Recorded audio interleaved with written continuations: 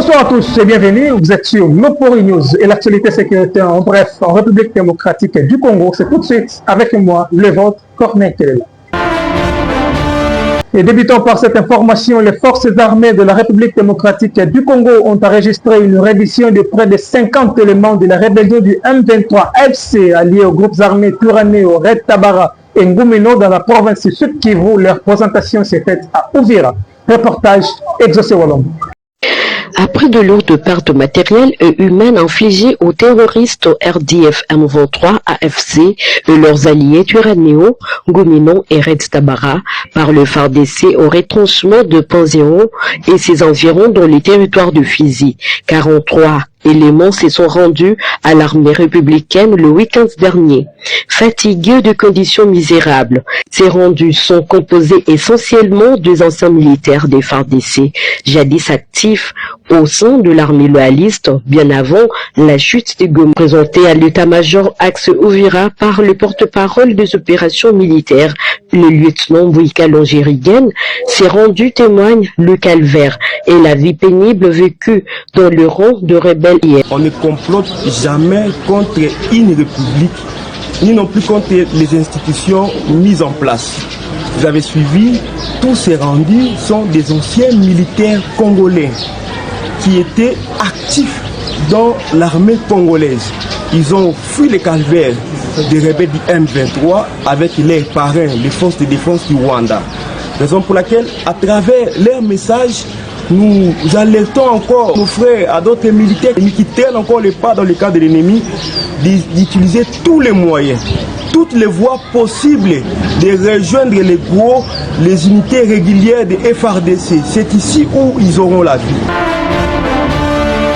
Une attaque aérienne d'envergure composée de drones kamikazes a visé l'aéroport de Bangoka dans la province de la Chopo ce samedi. Cette attaque a été déjouée par les forces armées de la RDC avant même que ces drones tirent une quelconque bombe. Et pendant ce temps, c'est la relance totale du processus de Doha. Le gouvernement congolais et les rebelles du M23 AFC ont signé un document ici de la conférence internationale de la région des Grands Lacs qui insiste sur un cessez-le-feu permanent dans l'est de la République démocratique du Congo. Et pendant ce temps, le chef d'état-major adjoint en charge des opérations et renseignements, le général Ichalingoza Jacques Nduru, est arrivé à Beni, dans la province du Nord Kivu, pour une mission d'inspection du commandement. Reportage. Le chef d'état-major général adjoint des forces armées de la République démocratique du Congo, le lieutenant général Ichalingoza Jacques, est arrivé hier à Beni. Il est ici à Beni pour une mission de routine en tant que chef militaire. Cette mission est une mission d'inspection et de commandement de troupes engagé sur le terrain. Voilà pourquoi il est ici. J'insiste, c'est une mission de routine. Et aujourd'hui, il était ici au gouvernorat de la province du Nord Kivu, dont le chef-lieu est provisoirement ici à Beni, afin de présenter les civilités auprès de l'autorité provinciale et de lui faire part de sa mission. Il est ici pour une certaine durée et les détails sur ses activités vous seront transmis à temps réel. À ce que nous devons retenir, il est ici pour une mission de routine afin d'évaluer les capacités opérationnelles des hommes sur terrain, les moyens de logistique à pouvoir auprès des unités qui sont ici sur terrain. La police nationale congolaise est de retour dans la ville d'Uvira, en province du Sud Kivu, après avoir quitté suite à l'occupation de cette ville par le rebelle du M23.